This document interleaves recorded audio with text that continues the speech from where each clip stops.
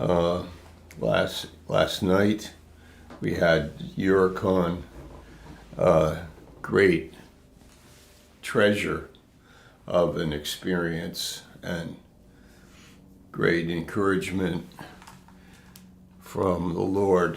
Where two or three are gathered in His name, there He is. And that's what we sensed in our time together in Warsaw, Poland.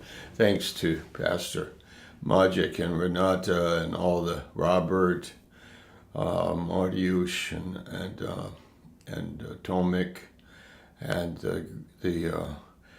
the church and the assembly from China, from India. It was really rich. So we're looking at John 11 this morning and reading. And we verse 9 to 16. Jesus answered, "Are there not 12 hours in the day? If any man walk in the day, he stumbleth not, because he sees the light of this world. But if a man walk in the night, he stumbles, because there is no light in him. These things said he, and after that he saith unto them, Our friend Lazarus sleepeth, but I go that I may awake him out of sleep. Then said his disciples, Lord, if he sleep, he shall do well. Howbeit Jesus spake of his death, but they thought that he spoke of taking rest in sleep. Then said Jesus unto them plainly, Lazarus is dead.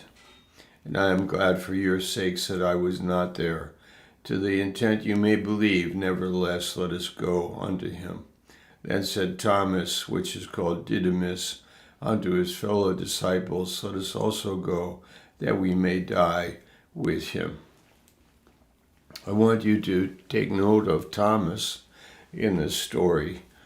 Actually, Jesus is very optimistic. He's talking about walking in the light, walking in the daytime, seeing things from God's viewpoint. And in a crisis, the death of Lazarus, Jesus knew what he was going to do. So he has light. We have a crisis. We have light. We have an attitude that Christ has. He has confidence. He has energy. He has purpose. He has got direction. He has God's mind. But Thomas, being a believer in the sense that he's a disciple, Thomas is like all of us. We have our personalities, inclinations, and sometimes pessimism. It's part of our personality. It's part of the natural life. Though Thomas is born again, he's called, and he has a calling, but still his natural temperament, even after the resurrection, he doesn't believe it. Unless I put my hand in the wounds, I will not believe it. So that's the kind of guy that he was. And let this be counsel to us, that we also carry with us our pessimism, our personality type. But it doesn't mean that we aren't born of God, that we aren't called, and that we don't have a purpose in our lives, a calling. And when Jesus said, I must go to Lazarus, I must go to Jerusalem, that we're going to go there, Thomas immediately read into it, we're going to die. Let us go, we will die with him. So let's be comforted by the fact that this is allowed by God in a sense. I mean, we would be rebuked perhaps by the Lord, but at the same time, he uses us. At the same time, he has called us. Our unbelief, our weakness, and our failure doesn't cancel out his plan.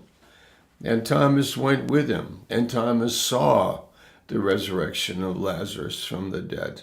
And yet he still persisted. He still, when Jesus was raised from the dead, he didn't believe it.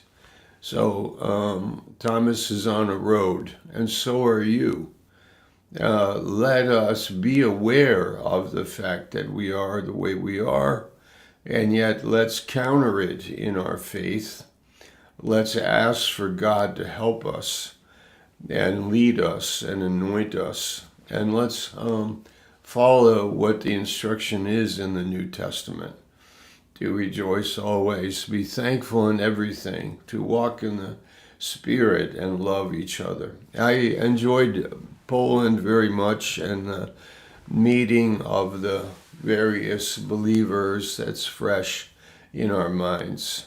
Let's walk in that freshness as much as we can by the grace of God, and enjoy walking in the light. While it is day, let's walk in that light.